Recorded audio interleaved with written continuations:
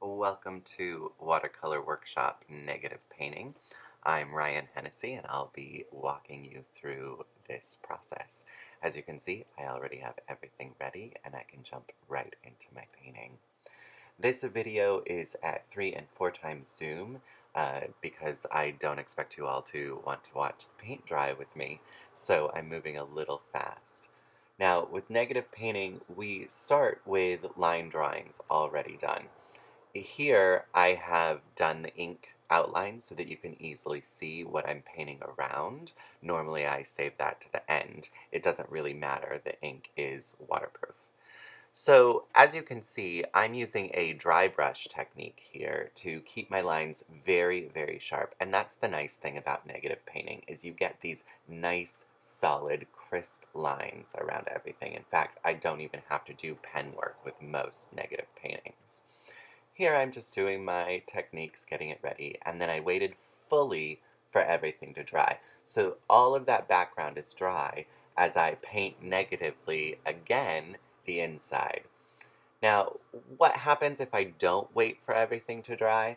Even at varying stages of wetness, right? If everything was super wet, it would just flow all over the page. Here, it's a little bit dry, but not dry enough, as you can see, that yellow became really muddy with green, and all of those edges aren't going to be crisp. Now, in this daisy painting here, I'm doing the same technique. I'm using negative painting, but this time I'm trading it for a wet on wet technique. So I'm using a wet wash here. I'm getting the whole space wet, and now I'm going to add my colors so that they diffuse fully throughout the picture. Right? So here I'm adding green. I'm going to add a little bit of blue for a different variety of color. This is going to mix with the green. It's going to give the depth. This is also what creates that spontaneous look, allowing the water, allowing the pigments to flow and diffuse throughout the painting. There's an added darker blue. Now I'm adding darker greens. I really want it to be a nice, rich and saturated color for the night sky. Again, waiting fully for everything to dry. So here it's all dry. I'm going to come back and I'm going to start my next wash. And here I'm just using a wet on dry technique. So I'm adding my greens, and now I'm going to use that special quality again of paint, and I'm going to add my colors and allow them to diffuse, allow them to spread out throughout the moisture. And again, I get this crisp line because only the green of those leaves are wet. The whole background is now negative space, even though it's painted, and it's completely dry and my water doesn't run around. I can keep painting now because the whole area is dry, so these places that don't touch, I'm allowed to paint and I won't have any bleeding of pigment. Now I'm just going to add a little bit of water here, and I just want a hint of color there on the petals. I don't want them to be a fully saturated yellow. I actually want them to be a nice light white color. So you can see I'm lifting away. I had a little bit more pigment than I wanted, so I'm using a dry brush and I'm lifting away the excess water. Now here's a pencil drawing, and this is actually a gift for one of the followers here on the blog, so thank you. I hope you enjoy your painting. And here I'm using wet on wet.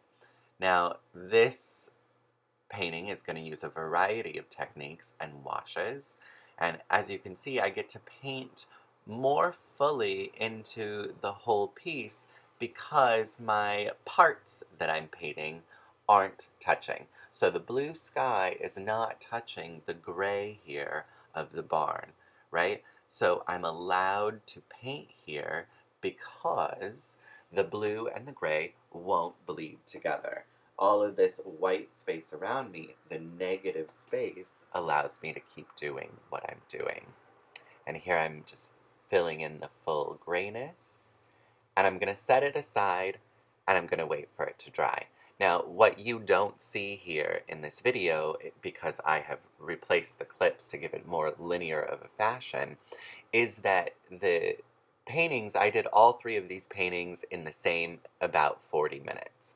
So what I did is I started with one and I painted, and while I set it aside and let the other part dry, I worked on a different piece. So I started with the stars, then I moved to the daisy, then I moved here to the farm animals. So then I went back to the star, back to the daisy, back to the farm animals. And I use this rotation, I actually use it often when I'm doing my art because it allows me to have a full half hour, a full hour of on-task painting while pieces are drying.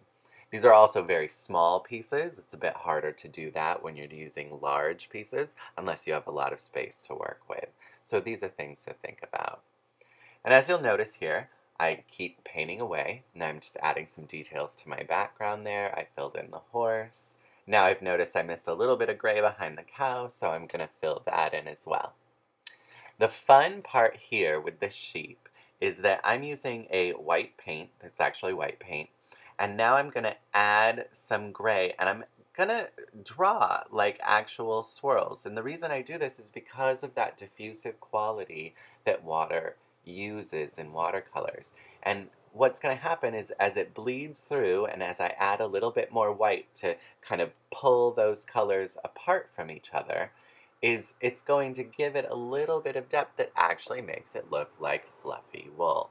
It's just one of those fun and interesting techniques that you get to do.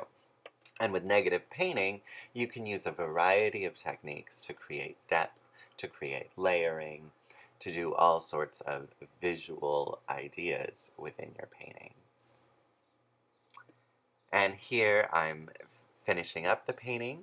I'm painting the cow. There's going to be a variety of layers here. So I'm just doing a first layer of undercolor. And this is actually all going to get painted over once it's dried. The horse is going to get its black mane, nice and full out. Here, as you can see, I'm using a wet on dry technique. So this is dry paper, and that is wet paint, which is very different from what I used with the barn and the blue sky, which was wet on wet.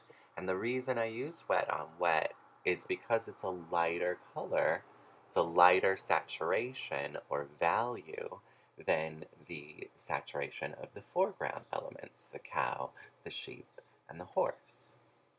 Now I'm painting the cow once again. I'm using a yellow, and then I'm adding a little bit of brown, and now I'm going to come back in with my third layer of spots.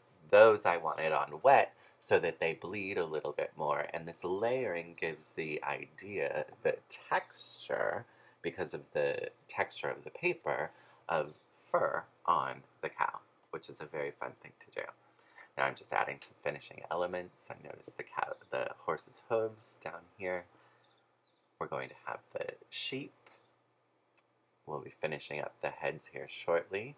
The mane on the calf is going to get painted a nice dark brown, and we're going to fill in that nose, give it a little bit of color. There we go.